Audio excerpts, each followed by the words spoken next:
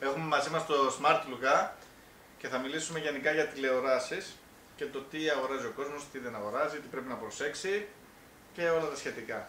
Θέλω να μας πεις τι γνώμη έχεις για τις τηλεοράσεις οι οποίες είναι Ultra HD. Αξίζει κάποιος να πάρει μια Ultra HD για να παρακολουθήσει τα κανάλια τα οποία μεταδίδει η Digia? Όσον αφορά την Ultra HD τηλεόραση, τις Ultra HD τηλεοράσεις, αν κάποιος ενδιαφέρεται να αγοράσει τηλεόραση η οποία θέλει να την κρατήσει 4-5 χρόνια, καλό θα είναι και για τα κανάλια της Digia να προμηθευτεί μια Ultra HD τηλεόραση, γιατί εκεί πάει η τεχνολογία έτσι κι αλλιώς. Μην τον ακούτε, παιδιά, οι Ultra HD τηλεοράσεις δεν είναι για την Digia. Είναι και για την Digia, γιατί τώρα ειδικά με τα high definition τα κανάλια, ο Θεός να τα κάνει high definition βέβαια, 1080i. έχουν μια αλφα καλύτερη εικόνα από ό,τι είχαν πριν, οπότε και σε μια ultra high definition τηλεόραση θα δούμε αρκετά καλά και τα κανάλια, τα high definition της Digia. Τώρα όσον αφορά Full HD περιεχόμενο, σαφώς και μια Full HD τηλεόραση με ένα Full HD περιεχόμενο θα παίξει το απόλυτο, οπότε θα βλέπουμε πολύ καλύτερα. Αλλά επειδή 4K υλικό βγαίνει και υπάρχει και ήδη μέσω Netflix ή Action Cam ή κινητό 4K, νομίζω ότι η τάση της αγοράς είναι κυρίως στις Ultra High Definition τηλεοράσεις. Δηλαδή μας προτείνεις να αγοράσουμε μια Ultra High Definition τηλεόραση παρά μια Full HD τηλεόραση? Αν κάποιος αγοράζει τηλεόραση κάθε 2 χρόνια, καλό θα είναι να προμηθευτεί μια τηλεόραση καλή Full HD. Αν κάποιος παίρνει τηλεόραση τώρα και θα την ξαναλλάξει όταν χαλάσει, ας προμηθευτεί μια Ultra High Definition για να έχει τουλάχιστον το 2017 θα βγει και 4K player, οπότε θα υπάρχει περιεχόμενο αρκετό. Τι έχεις να πεις σχετικά, δηλαδή η εμπειρία σου, τι σου δείχνει, τώρα είπες για 2 χρόνια, κάθε 2 χρόνια. Τι σου λέει η εμπειρία σου σχετικά με το πόσο συχνά βγάζουν βλάβες οι τηλεοράσεις, αν είναι σαν τις παλιές τηλεοράσεις οι οποίες κρατούσαν 20 χρόνια, 25. Αυτές οι τηλεοράσεις που έχουν βγει τώρα αντέχουν τόσο πολύ στον χρόνο? Για να σου απαντήσω τώρα σε αυτό, σαφώς και η τεχνολογία η καινούργια δεν είναι όπως ήταν παλιά. Δηλαδή, καμία τηλεόραση δεν πρόκειται να κρατήσει 20 χρόνια, 25 όπως κρατάγανε παλιά η Sony, η Normande, η Grundig και όλες αυτές οι εταιρείες που ξέραμε. Λόγω τεχνολογίας, λόγω χαμηλών οικονομικών στις τηλεοράσεις, δηλαδή οι τιμές είναι πολύ χαμηλές πλέον σε σχέση με ό,τι ήταν παλιότερα, επειδή έχουν αλλάξει και τα εργοστάσια, έχουν πάει σε ευρωπαϊκές πιο φθηνές χώρες, καταλαβαίνεις ότι η ποιότητα κατασκευής δεν είναι η ίδια με ό,τι ήταν. Οπότε μιλάμε για πολύ μικρότερο χρόνο ζωής στις καινούριες τηλεοράσεις, που κυμαίνεται, μια βλάβη μπορεί να βγει και στο πρώτο εξάμηνο, αν κάποιος είναι από τους πολύ τυχερούς, αλλά κυρίως το μεγάλος όγκος βλαβών είναι στα 3 με 4 χρόνια. Κατάλαβα. Κάποιος ο οποίος χρησιμοποιεί τη τηλεόραση για να παίξει παιχνίδια σε κονσόλες, είτε αυτή είναι PlayStation 4, είτε είναι Xbox One, Xbox 360, γιατί το Xbox 360 έχει ακόμη ζωή. Τι έχεις να πεις γι' αυτό, δηλαδή τι να προτιμήσει κάποιος ο οποίος ασχολείται με το gaming πιο πολύ σε κονσόλα, και μετά θα αναφερθούμε και στον υπολογιστή. Okay. Καλύτερες τηλεοράσεις αυτή τη στιγμή για το gaming, ειδικά όσον αφορά την κονσόλα της Sony, είτε PlayStation 3 είτε PlayStation 4, δικιά μου πρόταση πάντα είναι τηλεοράσεις της Sony. Και ο λόγος είναι ότι φοράνε έναν πολύ καλό επεξεργαστή, ο οποίος έχει τρομερή κίνηση, τρομερή ποιότητα γραφικών, και ειδικά οι τηλεοράσεις οι οποίες έχουν και τον τριλούμινο επεξεργαστή, έχουν τρομερή γκάμα χρωμάτων σε σχέση με οποιαδήποτε άλλη τηλεόραση που υπάρχει στην αγορά. Τώρα, όσον αφορά αυτό που είπα για το τριλούμινος, αν ψάξετε λίγο και στο ίντερνετ, στα καινούργια μοντέλα της Sony υπάρχει καθαρά το σηματάκι του τριλούμινος που μπορείτε να το βρείτε. Τώρα για Xbox και Xbox One και Xbox 360, πάλι σε Sony θα κατέληγα εγώ, λόγω της κίνησης. Γιατί εμένα μου αρέσουν πολύ τα χρώματά της και ο επεξεργαστής κίνησης που έχει γενικά σαν τηλεόραση. Χωρίς να σημαίνει αυτό ότι μια Samsung τηλεόραση είναι κακή σε κονσόλα, έτσι, απλά δεν θα πάρουμε το maximum που θα παίρναμε σε μια Sony τηλεόραση. Τώρα δεν ξέρω αν θες να μου πεις για LG, Panasonic, τέτοιο, δεν θα τις πρότεινα για κονσόλα. Κατάλαβα. Σε ακούω πολύ να προτείνεις για Sony. Συνήθως προτρέπεις τους πελάτες σου οι οποίοι έρχονται στο κατάστημα να αγοράσουν Sony, δηλαδή ποια τηλεόραση προτείνεις περισσότερο στους καταναλωτές να αγοράσουν? Σε έναν πελάτη ότι θα μπει στο κατάστημα, ποτέ δεν θα προτείνω κάτι το οποίο ενδεχομένως να μην το θέλει ο πελάτης. Πάντα πάμε και κάνουμε ερωτήσεις οι οποίες συμβαδίζουν ότι θέλει ο πελάτης, δηλαδή πάντα θα πάμε στα θέλω του πελάτη. Αν ο πελάτης μπει σε κατάστημα και μου ζητήσει μια τηλεόραση και τον ρωτήσω αν έχει κάποια προτίμηση μάρκα και μου πει Samsung, αποκλείεται να του δείξω Sony.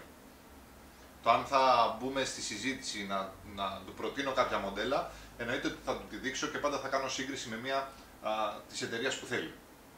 Και να δούμε δηλαδή αποδεδειγμένα τη διαφορά αν του αρέσει ή όχι. Γιατί μπορεί εμένα στα δικά μου τα μάτια η Sony να παίζει τρομερά, μπορεί στα δικά σου τα μάτια η Samsung να παίζει τρομερά.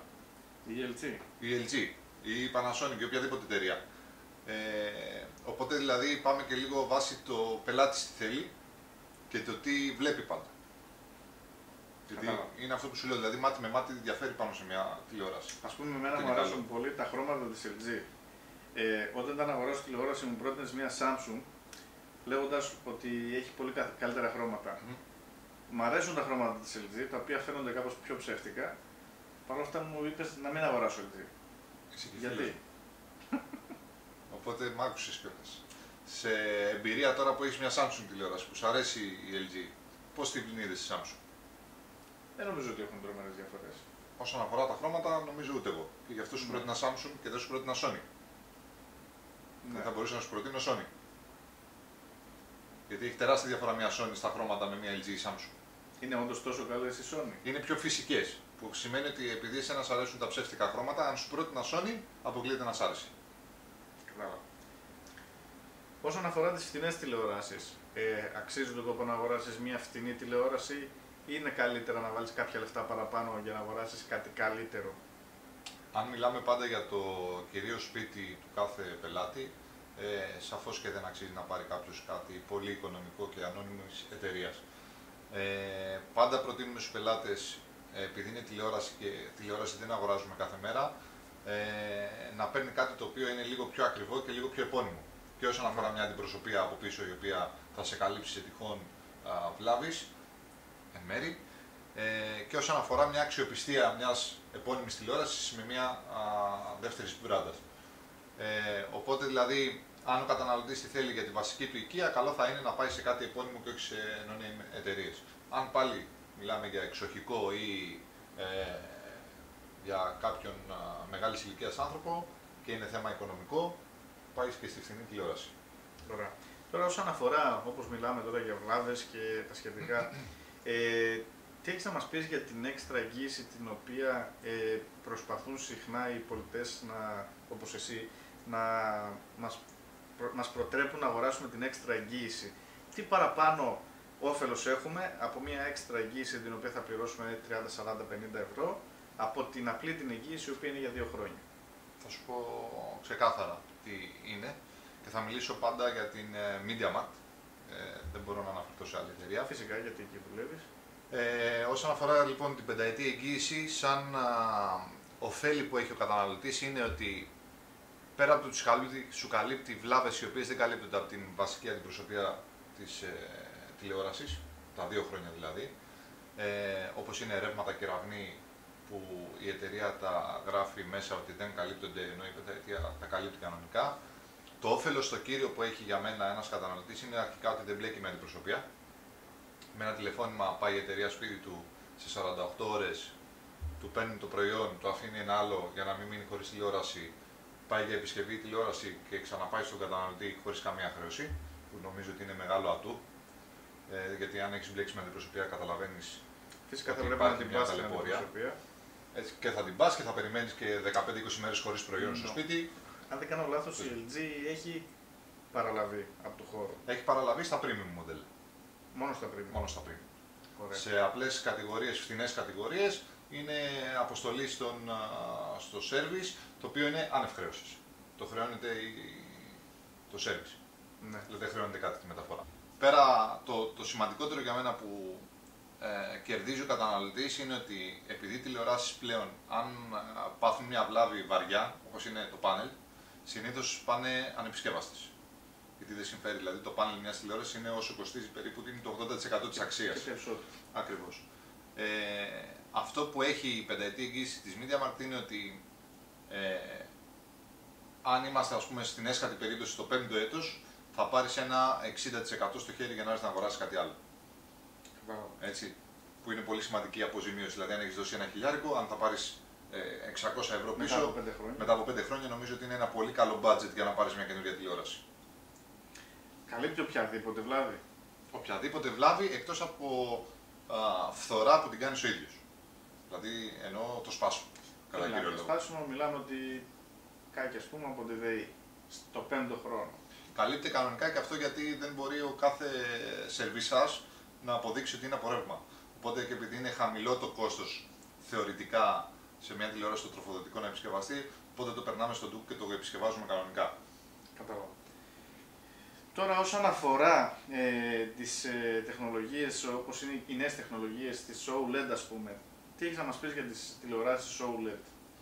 Οι OLED τηλεοράσεις είναι σε χρώματα και εικόνα και contrast πάρα πολύ καλές.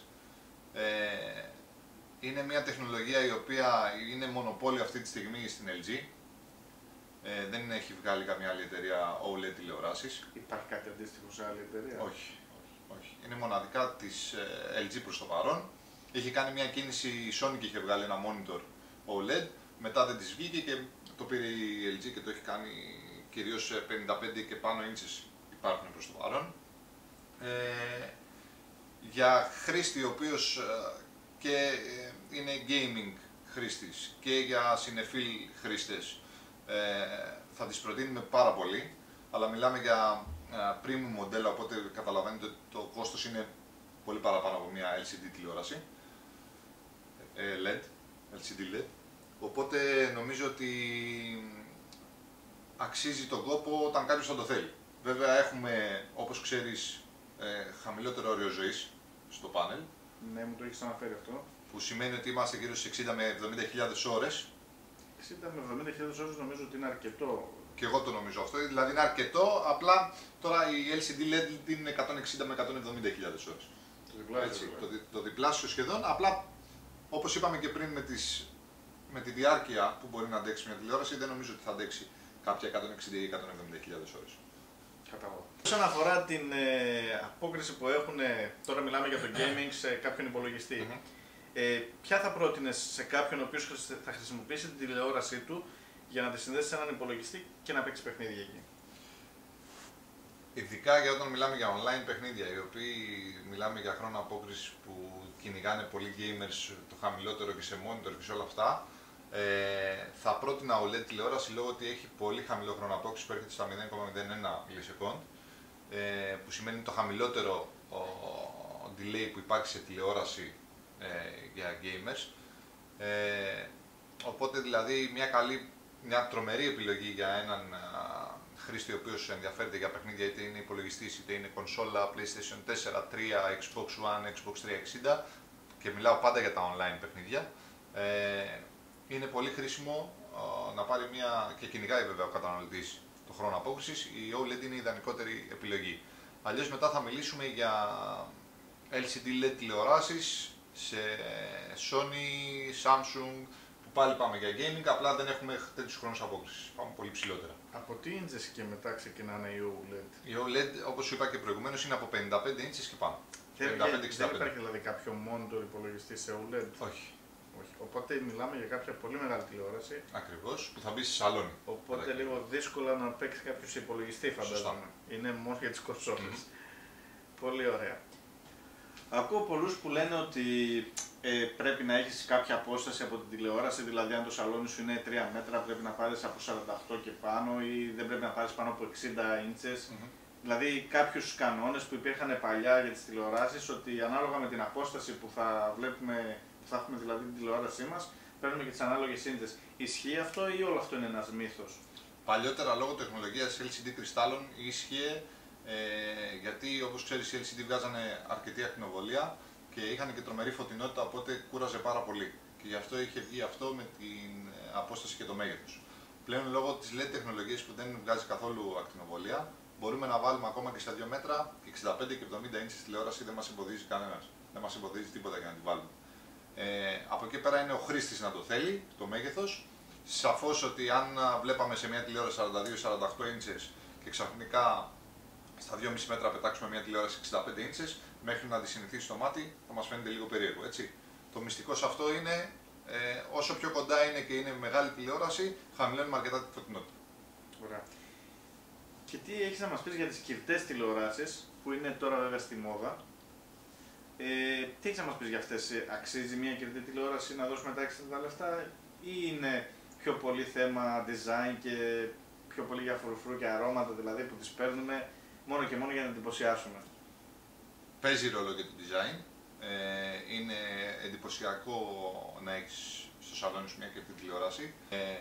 Αλλά για να περάσουμε και λίγο στο πρακτικό κομμάτι, οι κυρτές τηλεοράσεις ναι μεν σου δίνουν βάθος, αλλά μιλάμε κάτω από ιδανικές συνθήκες. Δηλαδή θα πρέπει να έχεις μια 55 τηλεόραση, περίπου στα 3 μέτρα από την απόσταση θέασης που θα βλέπεις. Θα πρέπει να είσαι στο κέντρο της τηλεόρασης για να σου προσφέρει το βάθος που δίνει.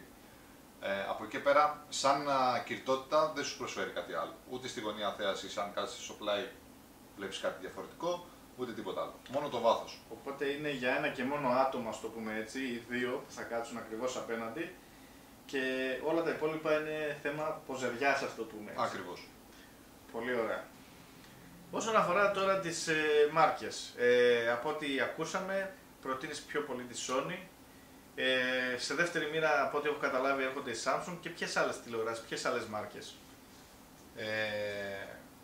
Για να τα ξεχωρίσουμε λίγο, η Sony σαν χρώματα να το πάρουμε στην αρχή, δηλαδή αν κάποιος καταναλωτής θέλει φυσικά χρώματα με πολύ καλή κίνηση και να βλέπει τα τοπία, να το πω έτσι, όσο γίνεται, δηλαδή όπως θα βγω εγώ στο παράθυρο και θα δω ένα δάσος, θα το δω και σε μια τηλεόραση, θα μιλήσουμε για τηλεοράσεις Sony και Panasonic. Panasonic. Και Philips, αν βρει κάποιος. Panasonic. Ναι. Ακούω πολλούς οι οποίοι μου λένε Panasonic τώρα, ασύρματο, θα πάρω τηλέφωνο. Δηλαδή, σου λέω ότι το Panasonic, ας πούμε, σαν όνομα, σαν brand name, δεν ακούγεται και τόσο καλά σε μερικούς. Την Panasonic η νέα γενιά δεν την ξέρει τόσο πολύ, κυρίως η παλιά γενιά την ξέρει και την ήξερε γιατί την αγόραζε και υπήρχε σαν brand name μεγάλο παλιότερα. Η Panasonic ακόμα, ειδικά και φέτος, έχουν αρκετά μοντέλα τηλεοράσεων και καλά μοντέλα τηλεοράσεων. Βέβαια, σαν κόστη πάνε στην ίδια κλίμακα με τη Sony, δηλαδή θα μιλήσουμε για λίγο υψηλότερη τιμή σε σχέση με μια Samsung και μια LG, αλλά σαν ποιότητα εικόνας και σαν ποιότητα κατασκευής είναι στην ίδια κατηγορία με τη Sony. Δηλαδή, αν κάποιος θέλει να επενδύσει λεφτά για μια αρκετά καλή τηλεόραση, θα μιλήσουμε για Sony Panasonic σαν brands. Κατάλαβα.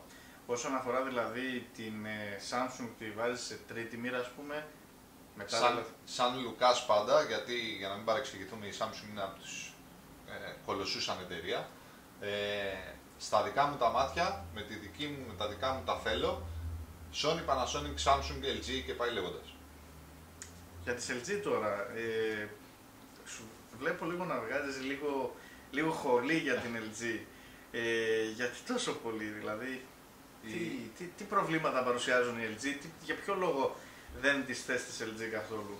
Η LG σαν εταιρεία, επειδή είναι αρκετά μεγάλη εταιρεία και πολύ διαφημισμένη, αυτό που με χαλάει εμένα σαν Λουκάς πάντα στην LG είναι το contrast της. Για να αποδώσει μια τηλεόραση καλά χρώματα, καλή εικόνα, θα πρέπει να έχουμε ένα πολύ δυνατό contrast από πίσω. Η LG λόγω του IPS που χρησιμοποιεί δεν μπορεί να αποδώσει τόσο καλό contrast. Έχει πολλά καλά όμως το IPS. Όπως? Ποια? Τώρα δεν θυμάμαι να σου πω. Το IPS αυτό που πρόσδεται πάντα ήταν το ότι είναι για αριστερό πάνελ, είναι εντυπωσιακό και σου δίνει την μεγαλύτερη γωνία θέασης. Αυτό υπήρχε επί TFT τεχνολογία που όταν καθόσουν λίγο στο πλάι μαύριζε η οθόνη και δεν έβλεπες τίποτα. Και όσες είχαν IPS πάνελ έβλεπες και από το πλάι. Τώρα με τη LED τεχνολογία δεν υπάρχει λόγος IPS. Γιατί και στο πλάι να κάτσεις και μέχρι 178 μοίρες βλέπεις το ίδιο πράγμα. Το μόνο που σου χαμηλώνει είναι λίγο η φωτεινότητα. Δεν χάνεις δηλαδή τρομερή ποιότητα εικόνας αν κάτσεις στο πλάι. Και τώρα κακά τα ψέματα, για να λέμε και τα πράγματα με το όνομά τους, σε ένα σαλόνι αποκλείεται να κάτσεις παραπάνω από 178 μοίρες σε μια σίγουρα. κρεβατοκάμαρα. Και έτσι όπως έχουν γίνει τα πράγματα, υπάρχουν και βάσεις οι οποίες γυρνάνε και κάνεις ό,τι θέλεις. Από εκεί και πέρα τώρα η LG σαν εταιρεία, το μόνο αρνητικό που βρίσκω εγώ είναι αυτό. Το contrast. Όταν δεν έχεις contrast δεν έχεις καλή εικόνα. Αυτό πάει πακέτο. Κατάλαβα. Hertz ή ανάλυση. Τι θα πρότεινε σε κάποιον να πάρει πολλά Hertz ή μεγαλύτερη ανάλυση? Και τα δύο μαζί. Ναι.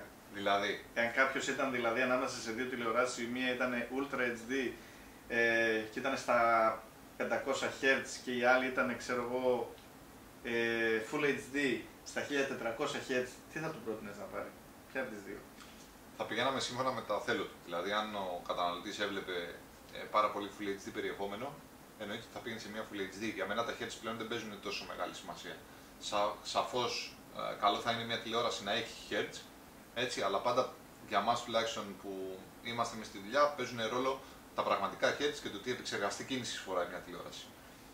Δηλαδή, τα 1400 Hz αποκλείεται να τα δει το μάτι.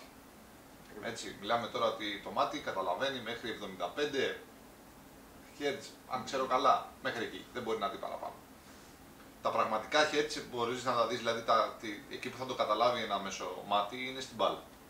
Όταν βλέπει κάποιος και είναι fan των sports, εκεί θα δει την κίνηση, την αργή και το καρέ-καρέ που κάνει μια τηλεόραση. Εγώ δεν βλέπω ποδόσφαιρο καθόλου. Δεν θα έπρεπε να μου απασχολούν καθόλου τα Hertz. Καθόλου. Αρκεί να πας σε μια τηλεόραση η οποία είναι καλή, φοράει εκατοστάρι πάνελ και πάνω και θα είσαι μια χαρά. Όπως αυτή που πήρες. Πες ποια έχεις πάρει? Δείτε από κάτω στο βίντεο ποια έχω πάρει. 55G 7000. Απ' έξω δεν έχει σημασία. Εννοείται. Και ποια μάρκα είναι αυτή που έχει τις περισσότερες πωλήσεις, σύμφωνα με όλα αυτά που έχεις δει από την εμπειρία σου, το τελευταίο διάστημα? Εδώ και, αν δεν με απατάει η μνήμη μου, γύρω στην πενταετία, από 5 χρόνια μέχρι και σήμερα, οι καλύτερες πωλήσεις είναι στην LG και στη Samsung. Κατάλαβα. LG ή Samsung πιο πολύ? Δεν είναι στάνταρ, δηλαδή ο μεγαλύτερος πληθυσμός πλέον πάει στη Samsung. Ναι. Αυτό είναι λόγω διαφήμισης, λόγω και των κινητών τώρα που έχει βγάλει S3, S4, S5, S6 και όλα αυτά, πάμε περισσότερο προς τη Samsung. Κατάλαβα. Αγοράζει ο κόσμος τηλεοράσεις? Παίρνει δηλαδή μεγάλες τηλεοράσεις? Εννοείς τώρα λόγω οικονομικής κρίσης, έτσι. Βέβαια.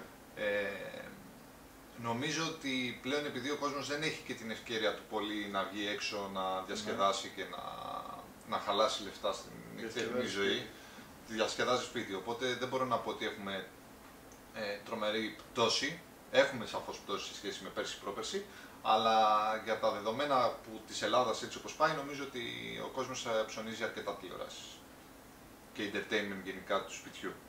Κατάλαβα. Σαφώς βέβαια οι πωλήσεις είναι στα κινητά τρελές. Τα κινητά είναι αυτά δηλαδή που ο κόσμος αγοράζει πιο πολύ. Ναι.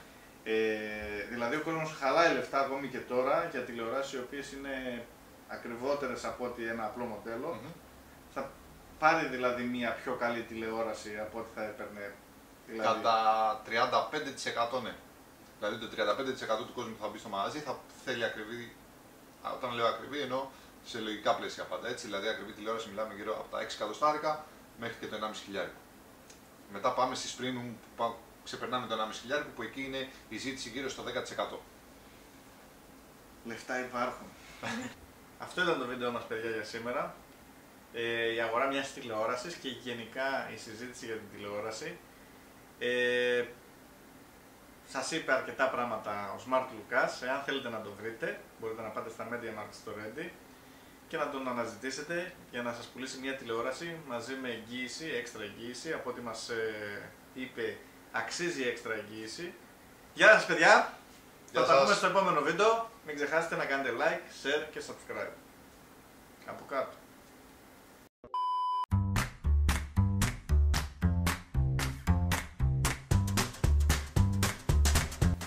Σήμερα θα μιλήσουμε εδώ με τον Smart Luca για τις τηλεοράσεις γενικά.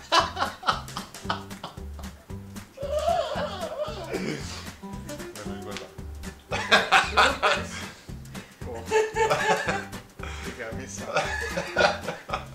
Γεια χαρά, παιδιά. Σήμερα έχουμε μαζί μας το Smart Luka. Καλησπέρα. Θα μιλήσουμε για τις τηλεοράσεις. Καλημέρα. Πότε θα το ανεβάσεις? Έλα ρε άπλο. Γιατί έχουμε μαζί μας τον ειδικό, τον οποίο μπορείτε να το βρείτε στο MediaMarkt και στο Red. Είναι media. Μηδιά. Media. Media. Όχι media. Γιατί δεν είναι media σαν το media Όχι, store. είναι media. Δεν θα το κάνουμε το intro. Είναι media μόνο. Με το δεξί παίρνω και πάλι τη σκητάλη. Λοιπόν, γεια σας παιδιά. Τι κάνετε, καλά είστε? Γράψτε μου από κάτω αν είστε καλά. Τι κάνεις Λουκά, καλά είσαι? Δείξτε τις σημειώσεις σου. Γεια σου Γιάννη μου, καλά είμαι, εσύ τι κάνεις? Δείξω. Χαίρομαι πολύ. Πολύ. Μετά εμένα κοροϊδεύεις. Για πες μας τι έχεις να πεις σχετικά με τις τηλεοράσεις. Για πες μας τι έχεις να πεις. Έλα, καλά. Αποφάσισε τώρα. Το γάμος κύριε πρόεδρε. Αποφάσισε, για πες μας τι έχεις να πεις. Με τράβαγε.